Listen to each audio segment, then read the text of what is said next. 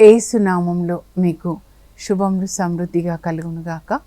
మధురం నీ వాక్యం అనే కార్యక్రమానికి స్వాగతం. ఈరోజు మనం దేవుని మహిమ మంచితనము అనే అంశాన్ని ధ్యానించుకుందామండి. మధురం మధురం నీ వాక్యం నా త్రోవకు దీపం నీ వాక్యం. పేతురు 2వ లేఖలో 1వ అధ్యాయంలో 3వ వచనం పేతురు ఏమంటాడంటే, ఆయన మహిమలో మంచితనంలో పాలు పంచుకోవడానికి ఆయన మనల్ని పిలిచారు. పేతురుని, అపోస్తులని, పునీతులని, మిమ్మల్ని నన్ను కూడా ఎందుకు పిలిచారంటే, యేసు ప్రభు తన మహిమలో మంచితనంలో పాలు పంచుకోవడానికి. మరి ఏంటండి ఆయన మంచితనం, ఆయన మహిమ అంటే ఏంటి మనం చూద్దాము. యెషయా గ్రంథంలో 6వ అధ్యాయం అండి. యెషయా ప్రవక్తకి దేవుడు పరలోక దర్శనాన్ని చూపిస్తారనమాట. ఎప్పుడైతే పరిశుద్ధ ఆత్మ మన ఆత్మని ఆవరించి కమ్ముకొని మన ఆత్మకి జన్మనిస్తాడో, కంటాడో, అప్పుడు మన మనోనేత్రాలు తెరవబడతాయండి. ఆత్మ కన్నులు. ఇప్పుడు మనలో ఉన్న పరిశుద్ధాత్మ మన ఆత్మకి పరలోకాన్ని చూపిస్తారు. పరలోక దర్శనాన్ని చూస్తాడనమాట యెషయా. అప్పుడు ఆయన చూస్తాడు, పరలోక తండ్రి సింహాసనాసీనుడై ఉంటారు. ఆయన తెల్లగా తేజస్సుతో ప్రకాశిస్తూ ఉంటారనమాట. ఆయన అంగి అంచులు దేవాలయాన్ని తాకుతూ ఉంటాయి, క్రింది భాగాన్ని. ఇంకా ఆయన పైన దేవదూతలు ఒక్కొక్కరు 6 రెక్కలతో వాళ్ళు ఎగురుతూ ఉంటారనమాట. అంటే 6 రెక్కలు ఉంటాయి. 2 రెక్కలతో ముఖాన్ని కప్పుకుంటారు. వాళ్ళు కూడా పరిశుద్ధంగా ఉంటారు, కానీ దేవుని యొక్క పరిశుద్ధతని వాళ్ళు, తేజస్సుని చూడలేక ఒక గౌరవంతో వాళ్ళ ముఖాన్ని కప్పుకుంటారండి. దేవుని సన్నిధిలో మనము కప్పుకొని వెళ్ళాలి. ఇంకో 2 రెక్కలతో కింద భాగాన్ని కప్పుకుంటారు. అది దేవుణ్ణి గౌరవించే విధానం అన్నమాట. ఆ తర్వాత ఇంకో 2 రెక్కలతో ఎగురుతూ ఉంటారండి. ఎగురుతూ వాళ్ళు దేవుని ఎలా స్తుతిస్తున్నారు. 24 గంటలు వాళ్ళు దేవుని స్తుతిస్తున్నారు. ఏంటి అంటే, సర్వశక్తిమంతుడైన దేవుడు పరిశుద్ధుడు, పరిశుద్ధుడు, పరిశుద్ధుడు. భూమి అంతా కూడా ఆయన మహిమతో నిండి ఉన్నది.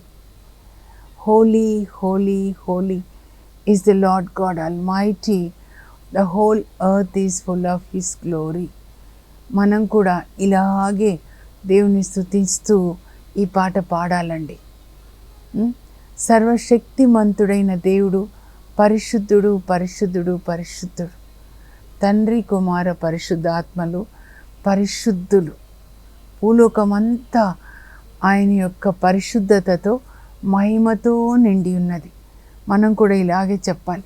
లోకమంతా పాపంతో నిండి ఉన్నది అని చెప్పద్దు. మనం ఏ మాట మాట్లాడతామో ఆ మాటకి జీవం వచ్చేస్తుంది అన్నమాట. బైబిల్ గ్రంథంలో ఉన్న మాట మాట్లాడామనుకోండి, అప్పుడు పరిశుద్ధ ఆత్మ ఆ మాటకి జీవాన్ని ఇస్తాడు. వెలుగు కలుగునుగాక, నేడు మీ ఇంటికి రక్షణ వచ్చిన్నది, యేసు ప్రభు పొందిన దెబ్బల ద్వారా మీకు స్వస్థత కలుగునుగాక, పరిశుద్ధ ఆత్మదేవుడు మిమ్మల్ని తన ప్రేమతో నింపునుగాక, మీ ఇంట్లో అందరూ ప్రేమ కలిగి జీవించుదురుగాక, మీకు మంచి ఆరోగ్యం దయచేయునుగాక, మీ పిల్లలకి బంగారు భవిష్యత్తు దయచేదురుగాక. బైబిల్ గ్రంథంలో ఉన్న వాక్యాన్ని నోటితో పలికినప్పుడు ఆ వాక్యానికి జీవం వస్తుందండి. ఆ వాక్యాన్ని జీవం వచ్చేలాగా చేసేది పరిశుద్ధ ఆత్మదేవుడు అన్నమాట. వెలుగు కలుగునుగాక అన్నారు ఆదికాండం 1:3 దేవుడు. అప్పుడు పరిశుద్ధ ఆత్మ వెలుగుని కలుగజేశాడు. Holy spirit god has creative power అన్నమాట. అందువల్ల మన మాటలకి చాలా బలం ఉంటుంది. కనుక మనం బైబిల్లో మాటలే మాట్లాడాలండి. దేవుడు మీకు మంచి ఆరోగ్యాన్ని ఇచ్చుదురుగాక, మీరు నీరు కట్టిన తోట వల్లే కలకల్లాడుతురుగాక. నీరు కడితే పొలాలు ఎలా ఉంటాయండి? వరి పొలం చూసారా, ఇలా ఊగుతూ ఉంటుంది చక్కగా. నేను ఎప్పుడు అలా పొలం చూసినప్పుడు అనుకుంటాను, అలా ఊగుతూ వాళ్ళు దేవుని స్తుతిస్తూ ఉన్నారని చెప్పి. మనము అలా ఉండాలండి. మీరు జీవ జలపు ఊట, మీలో ఉన్నారా ఊట ఎవరు? క్రీస్తు. మనం ధ్యానించుకున్నాం నిన్నటి దినాన కదా. ఆ ఊట క్రీస్తు మీ నుంచి ప్రవహించాలి, మీలోకి ప్రవహించాలి, మీ నుంచి ప్రవహించాలి అన్నమాట. మహిమతో మీరు మళ్ళీ ఒకసారి చెప్పండి, సర్వశక్తిమంతుడైన దేవుడు పరిశుద్ధుడు, పరిశుద్ధుడు, పరిశుద్ధుడు. తండ్రి, కుమార, పరిశుద్ధాత్మలు పరిశుద్ధులు. పరిశుద్ధత అంటే ఏంటి? దేవుని యొక్క స్వభావం ఈరోజు మనం ధ్యానించుకోబోతున్నాం అన్నమాట. భూమి అంతా ఆయన మహిమతో నిండి ఉన్నది. మహిమ అంటే మంచితనము. చెప్పండి, మహిమ అనగా మంచితనం. వాక్యం విన్న తర్వాత రాసుకొని, మీరు ఇక్కడ రాస్తుంటే బుక్లో పరిశుద్ధాత్మ ఇక్కడ రాస్తారు. ఒక సోదరి నేనేమేం చెప్తున్నాను అదంతా తను రాసుకొని నోట్స్ ఇలా నాకు మళ్ళీ పోస్ట్ చేస్తున్నారనమాట వాట్సాప్లో. నేను అప్పుడు మా గ్రూప్స్కి పంపిస్తున్నాను. చూడండి సోదరు ఎలా రాసి పంపిస్తున్నారు అని. మహిమ అనగా మంచితనము. దేవుని మహిమతో భూలోకం నింపబడిందంటే భూలోకమంతా దేవుని మంచితనంతో నింపబడును గాక. ఆ మంచితనం మీరే అన్నమాట. బర్నబా మంచివాడు. తన ఆస్తంతా అమ్మి తీసుకొని వచ్చి అపోస్తులకు ఇస్తే అపోస్తులు ఆ డబ్బు అంతా కూడా సంఘంలో ఎవరికి అవసరమో వాళ్ళకి పంచిపెడుతూ ఉన్నారు. ఆ కుటుంబం అంతా, ఆ సంఘం అంతా కూడా అపోస్తుల కార్యాలు 4వ అధ్యాయం 32 నుంచి. ఈరోజు దివ్య కారుణ్య పండుగ అండి. అంటే మనందరం కూడా యేసు ప్రభు కరుణతో నింపబడి మన చేతుల ద్వారా, మన నాలుక ద్వారా ఇతరులకి యేసు ప్రభు కరుణని అందించాలన్నమాట. జీవజలపు ఊట మీరు, కరుణ ఊట మీరు, ప్రేమ ఊట, క్షమ ఊట అన్నమాట. మీలో ఉన్న ఆ కరుణ నిధి యేసు ప్రభు మీ ద్వారా ప్రవహించాలండి. మీ ద్వారా ఆ కరుణ నది ప్రవహించాలన్నమాట. అర్థమవుతుందా? అప్పుడు మీరు పండుగ చేసుకున్నట్లు. ఒకరోజు కాదు, అక్కడికి వెళ్ళి యేసు ప్రభుని పరలోకంలో కలుసుకునే వరకు కరుణ ప్రవహిస్తూ ఉండాలండి. కరుణ ప్రవహించినప్పుడు మనం ఎప్పుడు కూడా నీరు కట్టిన తోటలాగా ఉంటామన్నమాట. అది దేవుని యొక్క చిత్తం. మన విషయంలో దేవుని చిత్తం ఏంటంటే 2 పేతురు 1వ అధ్యాయం 3వ వచనం, ఆయన మహిమలో మంచితనంలో పాలు పంచుకోవాలని దేవుడు మనల్ని పిలిచారు. మిమ్మల్ని, నన్ను, పునీతుల్ని, అపోస్తుల్ని పిలిచారు. మంచితనం. హంగేరి ఎలిజబెత్ అమ్మ, పునీత హంగేరి ఎలిజబెత్ అమ్మ ఒక మహారాణి అండి. ప్రతిరోజు అంతఃపురం ముందు 900 మందికి అన్నం పెట్టేదంట. ఏంటి అంటే దేవుని యొక్క మంచితనంలో ఆమె పాలు పంచుకుంటుంది. ఆమెలో ఎవరున్నారంటే యేసుప్రభు అన్నమాట. యేసుప్రభు ఆమె లోపల ఉన్నారు. ఆ యేసుప్రభు ఆమె ద్వారా ప్రవహిస్తున్నారు. అది మనం ప్రవహించే నది, కరుణ ప్రవహించే నది నేను అని చెప్పాలి. ప్రేమ ప్రవహించే నది నేను అని చెప్పాలి. ఈ చేతులు యేసుప్రభు చేతులు. ఆయన చేతులు సిలువ వేయబడ్డాయి కనుక మన చేతులే యేసుప్రభు చేతులు. ఆ చేతుల ద్వారా సహాయం చేయాలి. ఓకేనా? సో ఈ మహిమ అంటే ఏంటి అంటే మంచితనం అని చెప్పాను కదా. మరి దేవుని యొక్క మంచితనము ఏంటి అని మనం ఒకసారి తెలుసుకుందామండి. మోషే సినాయి పర్వతం మీద ఉన్నప్పుడు, మీరు ఎప్పుడు మర్చిపోకూడదు, దేవుని సన్నిధిలో ఉంటాడు మోషే. 2 మార్లు 40 రోజులు 40 రోజులు 2 మార్లు ఉంటాడండి దేవుని సన్నిధిలో. దేవుడు ఆయనకి బోధించిందంతా కూడా క్రింద ఇజ్రాయేల్ ప్రజలకి బోధించేవాడు, రాసుకొని వచ్చి బోధించేవాడు అనమాట. అందుకే ఇప్పుడు మనకి మోషే ధర్మశాస్త్రం ఉంది. అయితే నిర్గమకాండం 33 ఆయన 2వ మారు వెళ్తాడనమాట దేవుని సన్నిధిలోనికి. 33:14లోనేమో మోషే దేవుని అడుగుతాడు, నన్ను ఈ ప్రజల్ని నడిపించుకొని వాగ్దత్త భూమికి తీసుకెళ్ళమని చెప్తున్నారు, మరి ఎలా, నాతో ఎవరు వస్తారు? అప్పుడు దేవుడు చెప్తారు, నేనే నీతో వస్తాను, నా సన్నిధి నీకు ముందుగా ఉంటుంది. అప్పుడు ఇలా సినాయి పర్వతం మీద అండి దేవుడు మోషే ఇద్దరు కూర్చొని మాట్లాడుకుంటారు. ఒక నరుడు ఇంకొక నరుడితో. నేను మీతో మాట్లాడుతున్నాను, మీరైతే నాతో మాట్లాడలేదు అనుకోండి. కానీ ఇద్దరు అన్నమాట సినాయి పర్వతం మీద దేవుడు మోషే ఇద్దరు కూర్చొని మాట్లాడుకుంటున్నారండి.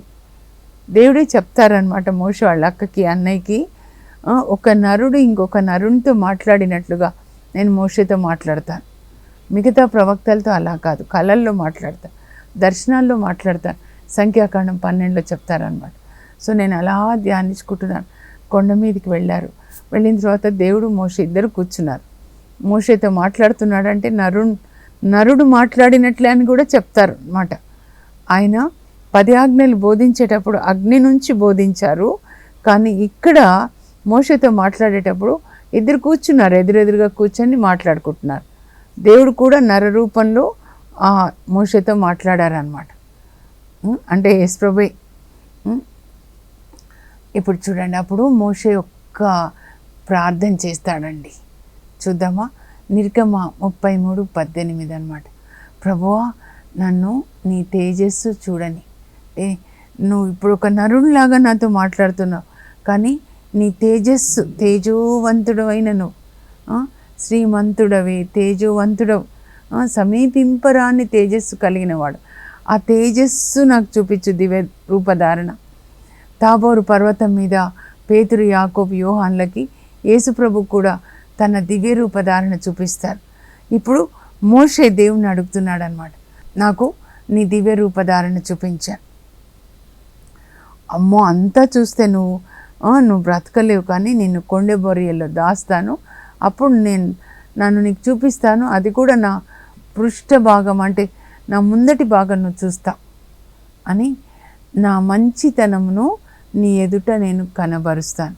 మోషే ఏమడిగాడు? నన్ను నీ మహిమను చూడని. అప్పుడు దేవుడు ఏమంటున్నాడు? నేను నా మంచితనాన్ని నీ ఎదుట కనపరుస్తాను. అంటే మహిమ అంటే మంచితనం. ఆ మంచితనం ఏంటి అని 34:6-7 వచనాలండి. నేను చదువుతాను, మీరు స్క్రీన్ మీద చూడండి ఒకసారి. ఇది మీరు తప్పకుండా రాసుకోవాలి. దేవుని 7 గుణగణములు. నిర్గమ 34:6-7 వచనాలండి.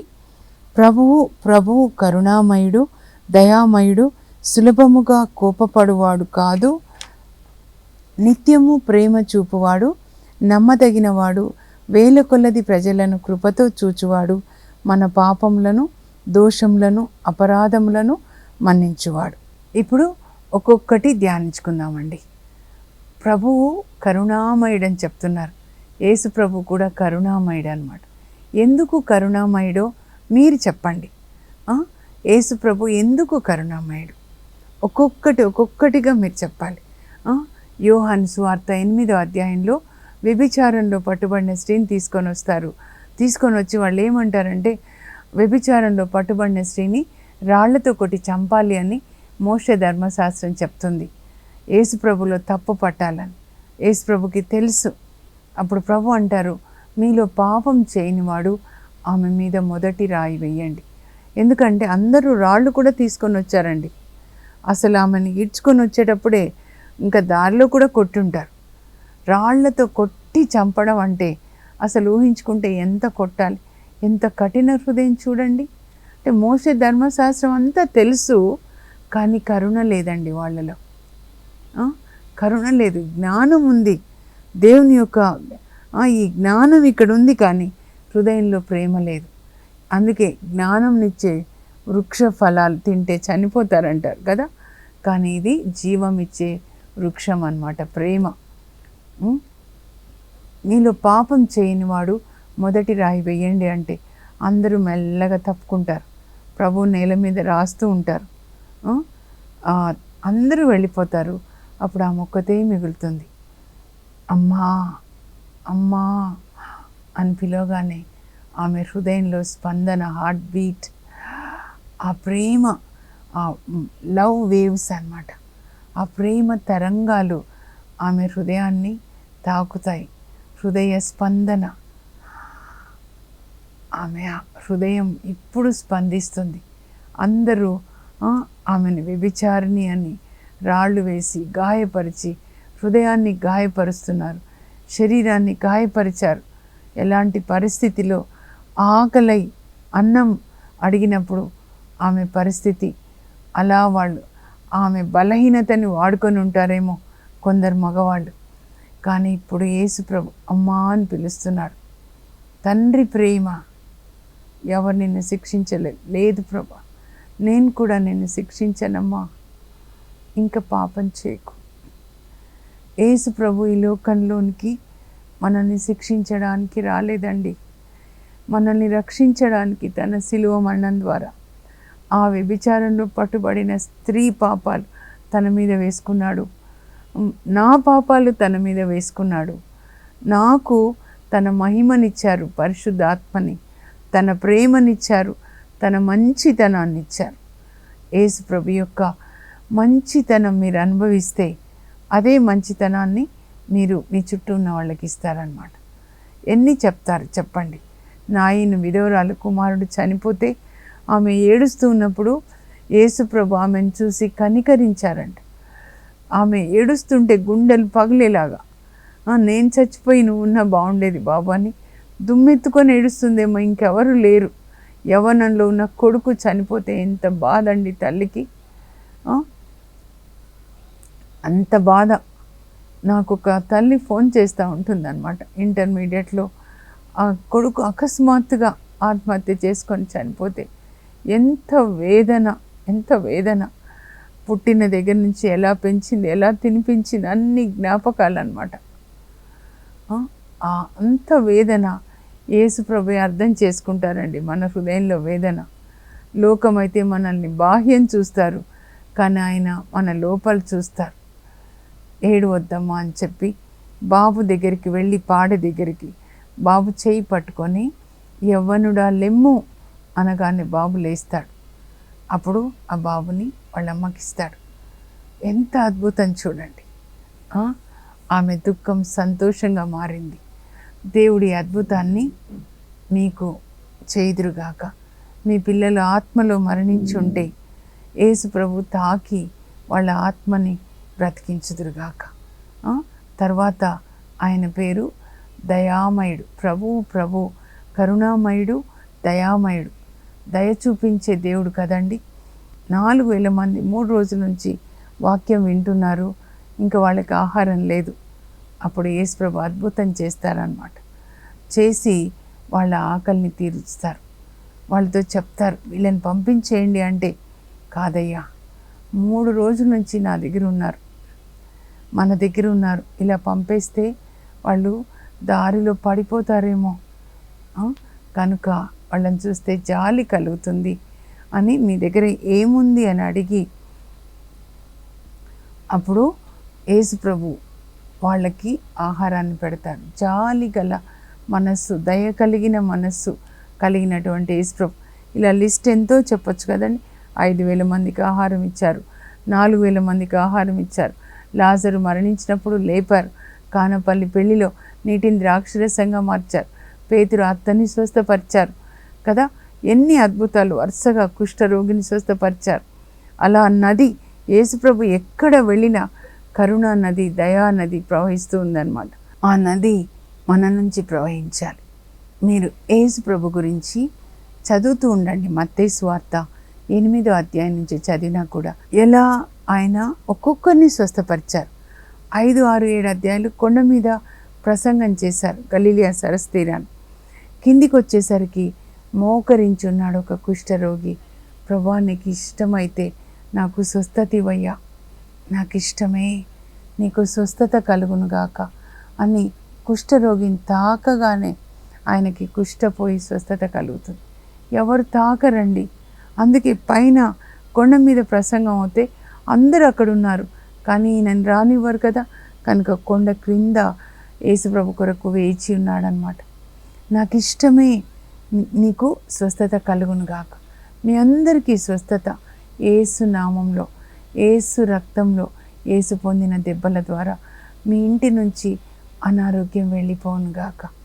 యేసుప్రభుకి వందనాలు చెప్పండి. ఈ వాక్యం చదవండి. మత్తయి 8, 9 అధ్యాయాలు. కుష్ఠరోగిని స్వస్థపరుస్తారు. కుష్ఠరోగిని స్వస్థపరిచి ఇంకా కఫర్నాం వెళ్తారు. పేతురు వాళ్ళ ఇంట్లో ఉంటారనమాట. ఆ కఫర్నాం వెళ్ళగానే ఒక శతాధిపతి వస్తాడు. వచ్చి, నా సేవకునికి పక్షవాతంతో చాలా బాధపడుతున్నాడు నా సేవకుడు. ప్రభు అంటారు, నేను మీ ఇంటికి వచ్చి స్వస్థపరుస్తాను. యేసు ప్రభు ఎంత వినయం, ఎంత తగ్గింపు స్వభావం అండి. శతాధిపతి యూదుడు కూడా కాదు. వాళ్ళ పనాయనకి బాగాలేకపోతే నేను మీ ఇంటికి వస్తాను. నాతో చాలాసార్లు మాట్లాడతారండి ప్రభు. ఇలా ఉన్నప్పుడే నేను నీలో ఉంటాను అని. మనలో యేసు ప్రభు ఉండాలంటే ఆయన ఏదో అన్యుల పని వాళ్ళకు కూడా స్వస్థత ఇవ్వాలని కోరుకుంటున్నారు. కనుక ఆయనను మోసుకొని మనం వెళ్ళాలి. ఆయనని గాడిద మోసుకొచ్చింది కదా యెరూషలేంలోనికి, మనం అలా ఉండాలన్నమాట. అక్కడ శతాధిపతి అంటాడు, వద్దయ్యా, ఒక్క మాట చెప్తే మీరు చాలు, నా సేవకునికి స్వస్థత. ఎంత విశ్వాసం నీకు అని, నీవు విశ్వసించినట్లు జరుగును గాక అంటారు. అంటే నీకెంత అధికారం ఉందో నాకు తెలుసయ్యా, నువ్వు ఒక్క మాట చెప్తే జరుగుతుంది. మనకు కూడా అలాంటి విశ్వాసం ఉండాలి. విశ్వాసం అంటే దేవుని యొక్క అధికారాన్ని, ఎల్షాడై సర్వశక్తిమంతుడు, ఆయన అధికారాన్ని మనం గుర్తించాలన్నమాట. సర్వశక్తిమంతుడు అంటే ఆయన అన్నీ చేయగలరు. మీకేం కావాలో అవి మీరు అడగండి, చేస్తారు. అయితే ఆయన చెప్పింది కూడా మీరు చెయ్యండి. కరుణ కలిగి జీవించండి మీరు. తర్వాత ఇంటికి వచ్చినప్పుడు పేతురు వాళ్ళ అత్తమ్మకి జ్వరం, వాళ్ళు చెప్తారు అత్తమ్మకి బాగాలేదు అని. అత్తమ్మని తాకగానే జ్వరం వెళ్ళిపోతుంది. అత్తమ్మ లేచి ఇంకా యేసు ప్రభుకి శిష్యులకి ఇంకా వంట చేసి పెడుతుంది. ఎక్కువ చేపల కూర తింటారండి అక్కడ, ఫిష్, రొట్టెలు, మరి ఇంకా చేపలు అలా అన్నమాట. తర్వాత ఇంకా 9వ అధ్యాయంలో చూస్తే వాళ్ళ ఇంట్లోనే బోధిస్తాడు, కఫర్నాంలో పేతురు వాళ్ళ ఇంట్లో. ఆ పైనుంచి ఒక పక్షవాత రోగిని దించుతారు. ఆయన చూసి యేసు ప్రభు అంటారు, కుమార ధైర్యం వహించు, నీ పాపములు మన్నించబడును గాక అనగానే ఆయనకి మరి స్వస్థత కలుగుతుంది, పాప క్షమాపణ జరుగుతుంది, కనుక స్వస్థత అన్నమాట. ఇలా యేసు ప్రభు యొక్క కరుణ నది ఎలా ప్రవహిస్తుందో, ఎక్కడికి వెళ్ళినా, ఆయన ఎవరింటికి వెళ్ళినా అక్కడ వాళ్ళు యేసు ప్రభు యొక్క ప్రేమని అనుభవిస్తూ ఉన్నారన్నమాట. మనం ఎక్కడికి వెళ్ళినా యేసు ప్రభుని మోసుకొని వెళ్ళి ఆయన యొక్క కరుణని లోకానికి అందించాలండి. అందుకొరకే ఆయన మహిమలో, మంచితనంలో, కరుణలో, దయలో పాలు పంచుకోవడానికి దేవుడు నిన్ను పిలిచారు. ప్రార్థన చేసుకుందాం. పరలోకపు మా తండ్రి, మీ పరిశుద్ధ నామమునకు స్తోత్రం కలుగునుగాక. పేతురు చెప్తున్నారు, ఆయన తన మహిమలో, మంచితనంలో పాలు పంచుకోవడానికి మనల్ని పిలిచారు. యేసయ్య, మీరు ఒక నదిలాగా, ఒక కరుణా నది, ప్రేమ నది ప్రవహించినట్లుగా ఎక్కడికి వెళ్ళినా ప్రతి ఒక్క కుటుంబంలో ప్రభు అద్భుతాలు చేస్తున్నారు. మీ వాక్యం వినడానికి వచ్చిన వాళ్ళకి అన్నం పెట్టారు, వాళ్ళు రోగులుగా ఉంటే స్వస్థపరిచారు, దయ్యాలు పడితే వాళ్ళకి విడుదలనిచ్చారు, మరణించిన వాళ్ళని లేపారు, కన్నీళ్లు తుడిచారు ప్రభా, ఏడ్చే వాళ్ళ కన్నీళ్లు తుడిచారు. ఇప్పుడు మేము మిమ్మల్ని మోస్తూ గాడిద మోసినట్టుగా, ఆ రోజు గాడిద మోసింది ప్రభా, కానీ ఈరోజు మేము మిమ్మల్ని మోస్తూ మా హృదయంలో మీరు నివసిస్తూ మీ యొక్క కరుణ మా ద్వారా లోకానికి ప్రవహించాలి. మమ్మల్ని ఒక జీవజల నది, కరుణా నదిగా మార్చండి. యేసు నామంలో అడుగుచున్నాం తండ్రి, ఆమేన్. మీ విషయంలో దేవుని చిత్తం ఇదేనండి. మనందరి విషయంలో యేసు ప్రభు మనలో నివసించాలి. మన ద్వారా ఆయన మంచితనము, ఆయన కరుణ లోకానికి అందించబడాలి. God bless you. Have a blessed day. ఈరోజు దివ్య కారుణ్య పండుగ మనం చేసుకుంటున్నాం కదండి. మీ అందరికీ కూడా దివ్య కారుణ్య పండుగ శుభాకాంక్షలు. Happy feast of divine mercy. మరి పునీత ఫాస్టినా గారు ఒక ప్రార్థన కూడా చేసేవాళ్ళండి. రేపటి దినాన మనం ఆ తల్లిగారి ప్రార్థనని మన ప్రార్థనగా మార్చుకొని చేద్దాం. God bless you. Have a blessed day.